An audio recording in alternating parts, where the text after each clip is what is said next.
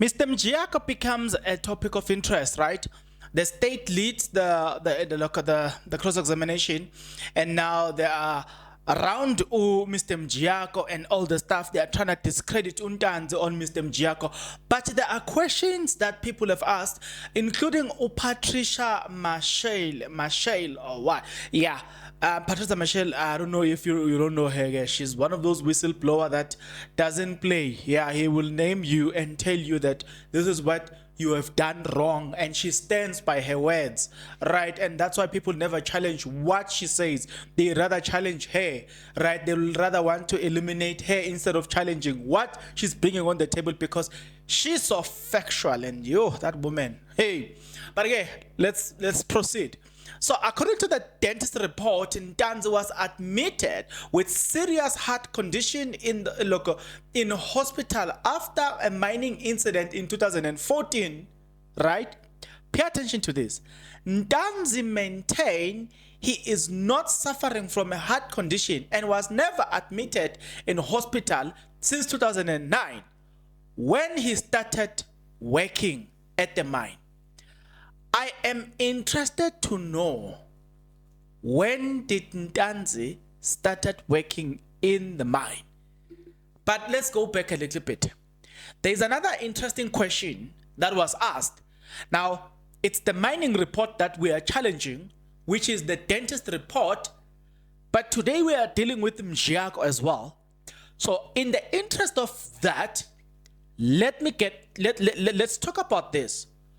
Somebody then asked this question that Mabulem says, who hired Mjiyako?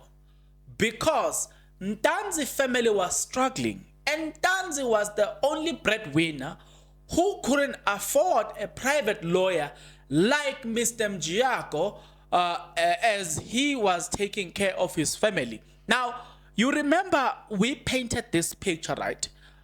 We went through the profile of Mr. Mjiyako, and I told you, and I was like, if we are talking about this Mr. Mjiyako, whose credentials are so high, how is it that Ntanzi, who's probably earning 9,000 at the mine, 15,000 rand at the mine, how is it that he was able to afford the lawyer? That was the question that we asked back then. But now Ntanzi has even added more dilemma into this picture to say, who even hired him? Because my family was struggling. I did not have cell phone. So who hired Mr. Mjiyako? I don't know if you see what I'm trying to say, but that is what today is being discussed in court. And that's exactly what today we're about to talk about. Right. If you are not yet subscribed, what are you waiting for? Come on, good people. Because to subscribe, it is free. To like the video, it is free. To comment in the comment section below, it is free of charge. To click the notification bell, it is free of charge. To share this video, it is free of charge. To watch this video until the end, it is free of charge.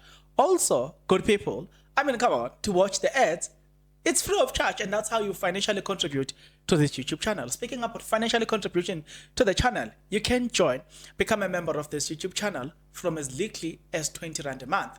You can also use the super thanks button. In case you don't want to do that, guys, there is a way where you can use my media company banking details to donate to the channel, and you know what I'm saying, we'll bring you more, and also guys want to buy more equipment. So the power is in your hands. Please do the honorable thing as we proceed. Yeah, so okay, let me then take you through here. Let's start here, right? We're gonna start here. Look, Ntanzi said today, right? And Ntanzi says he was not assaulted before being taken to Boksburg Magistrate Court on the 24th of June 2020, a day of alleged second confession. He says, no, they did beat him, or I was beaten on the day, but not necessarily in the morning. Later on the day, I was beaten, right? Let's continue. Sibanda then asked the question, did you make any request in Ntanzi? Yes, for toiletries and to bath. Sibanda, you don't have to reveal the identity of the child Do you have a child? Ntanzi, I have children, not just a child. Or I don't have just one child. I have more than one child. Then Sibanda, did you tell that to the lady who was reporting to? Okay, we've already covered the question that I just asked you now. So then Usmanda then continued to say, so what happened to the clothes that you said you were taken by Mabena when you were arrested? Ntanzi, I think they got lost at Valeria police station. And look at the clothing that they were asking is this clothing that has to do with Ntanzi being beaten and all the stuff, and then he got to change those clothing. It has been said that it got lost at Valeria police station. But remember, the subject of interest here, it is Mr. Mjiyako. That is the subject of our interest of today. So don't forget that. We'll come back to that one. Ntanzi says, I said I made a request for toiletries to make a call to my children. Sibanda, what were you wearing? I hadn't changed. I was wearing the same clothes I wore on the 16th of June 2020, right? I came across this comment which I thought is very important as well, as I am reading people's perception or comment on this matter. Oh, Chris Excel says, right, I am a person, I have enough, I was tired. Local Sandy Ntanzi replied to court why he finally signed the testimony of killing Osenzo Meyiwa, which says he did not. Then he says, Brigadier Bongani Kinenda pushed this guy Ntanzi beyond his limit to sign this confession. What's your take? I believe Ntanzi was forced to sign this confession. He did not sign anything voluntarily. That's where I'm standing. That's my point. What's your point? Get into the comment section below. As we continue. Sibanda, your attorney, Mr. Mgomezulu, put it to Magistrate Conyer that Mjiyako was not in the room on the 24th of June 2020 in Ntanzi. I did not hear that because I told Mgomezulu that he was there. Yeah, your lawyer did not tell, your lawyer did not tell the court. You know what I'm saying? You know, Moses Banda is trying to make sure that he discredits Ntanzi on those issues. Then continued. I never spoke to him. The only thing I asked him was to send him. I asked Mr. Mjiyako, right? Because remember, the subject of our interest today is Mr. Mjiyako. He said, "Ubongani Ntanzi, utino." I actually never spoke to this man, right? The man that you are giving to me right now. I never spoke to this man. The only thing I asked him was, who sent you and how did you know that I was here, I was arrested? A question that he was never interested to answer. Why? Because he was never sent by anybody. And that I say he was never sent by anybody. Nobody in the family had sent the man to come and represent Ubongani Ntanzi because the family was struggling.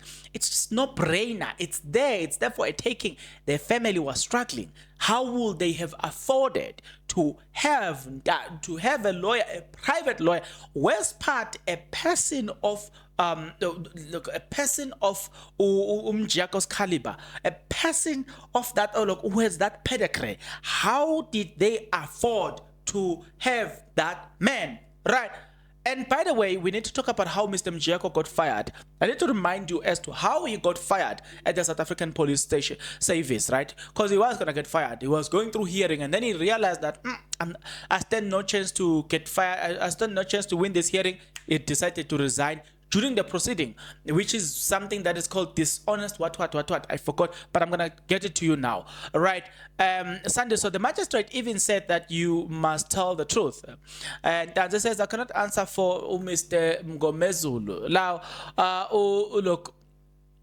Sibanda, Mr. Mgomezulu put it on Cronje that Dominic Mjiyako was not in the room where you were, and Ntanzi says I never heard that because I informed Mr. Mgomezulu. Look, I saw him. I saw a gentleman in Boksburg. I couldn't even speak to him. I said, why was he here? And then Sibanda continued with his styles. Don't worry. I'm gonna get into how Mr. Mjiyako got fired. But from the evidence that is being led here, you can see that Mr. Mjiyako, Right. Evidence led in this court as that police station was Moroka police station. Which one? And then Ntanzi. Okay, let's leave that one. It's not important for us. Patricia Michelle. I don't have. Look, somebody then said, "I don't have Ntanzi's patience. I would have used vulgar words by now." Yeah, your Ntanzi has been tested, eh? His patience has been tested. Gusho Kathy, Kathy underscore okay. So Kathy, I agree with you. And then somebody says, crazy 1050 uti. That unkulunkulu abusise by Ntanzi just hit differently, and then yeah, he's really in sorrow for what Ntanzi said. Hey man, yeah, it's very painful what is happening there. I don't wanna lie to you. It's very, very, very painful. But okay, let's look at the things that also was said. Jonathan get into the room, which is not what we are interested in. You should remember that we were just looking at the guy who goes by the name of Mr. Mjiyako. Then Usbanda okay, let me read this please. Mgomezulu is saying Ntanzi doesn't know Mr. Mjiyako doesn't mean he doesn't know him. It means he didn't give him the right to represent him. So there is not different in the vision. Look, there's not difference in the vision. More lovely, sharp, ne. Et Tamsi Mjija sharp ne. Yeah, I get this to say, if I say if I'm shown a person in the context of a relationship, and then somebody asks me, do you know this person? And I said, I don't know you. I probably, in that context, it's me saying, you're not my partner, so I don't know you intimately, or I don't know you as my intimate partner. I get where sharp is coming from. But where there are no police in that room, Ntanzi Mokwane will come in and out speaking to the lady. Sbanda, was there any police officer in the room? He will come in and out. Okay, I've already covered that one at some point. Okay. He kept on coming in and out, and then look, let's leave that one. Then let's come to sharp ne Temsi Mjija Uti. Sbanda just helping Ntanzi clarify his vision. The way Ntanzi speaks, you can tell the vision is even getting clearer, right? It's like you are living through him. Yeah, I get. Look, actually, Nami, as Ntanzi continue to tell the story, you are just, you know, I can see it playing in my head, though I've never been there. But I don't want to lie to you. I can see it. I don't know how, but I can see it playing in my head. The way Ntanzi is narrating the story. And honestly, guys, I believe Ntanzi. And I must just make this clear. Like a disclaimer. I believe Ntanzi. Full stop. Right. Okay, let's get to this one. Somebody then says, Uletlakhonolo 14722. Sbanda's plan is very simple. Discredit Ntanzi at every cost. Unfortunately for him, he punches. Look, his punches are not landing because of how firm Ntanzi has been on the version of the event. I'm with you there. I'm with you. Like I said, I am Team Ntanzi, and it ends there. And if you think I'm biased, when I don't know, but in this YouTube channel, I am going to tell you straightforward. I am Team Ntanzi, right? Yeah, I don't want to hide that. Then somebody then said, Advocate Sibanda was asking Ntanzi, where could have Dr. Titlokwe obtained the information about Ntanzi? He forgot the fact that the medical report of Ntanzi were retrieved from the minor hospital without his consent by Brigadier Bongani Kinenda. Thank you. Yesterday I spoke about that as well. That just because the 1 or 2 or 3 or 5 information of that is accurate about Ntanzi is written by Dr. Titlokwe doesn't necessarily mean that if everything that he wrote is correct. No, let's not get that confused, right? Right now, that look at Mkhize underscore Vela, what this person is saying, it just makes a lot of sense, right? Then let me read the last comment. At Pizozo 2058. Wow, Smana makes sure that the court has no choice but to believe Ntanzi's version that he was assaulted. Only a biased judge and a fool will not admit this confession. Lokotige. I must just hang in and they will make free, they will walk free just after this trial within a trial. I don't think when Lokompizozo Uguti they will walk free immediately after this trial within a trial. I think in my understanding, I think we will go through the trial within a trial, but just when we would have finished with the trial within a trial, then as we go on, I think the judgment will be given just after that. I'm looking at the confirmation from the police where they were confirming that Mr. Mjiyako was fired from the South African Police Service. Where is the message? Bongan, because I don't want you to accuse me of anything and say blah blah blah. Okay, yes, the South African Police Service SAPS wishes to place it on record that Mr. Ntokozo Mjiyako was a member of the South African Police Service, right? He was dishonorably discharged from the service in 2016. The word dishonorably, I'm going to explain it shortly, with the meaning of dishonorably. In fact, what they meant by dishonorably, right? Then they confirmed that at the time of his resignation, the SAPS had initiated a disciplinary proceeding into the allegation against him where he was a suspect in a robbery with a firearm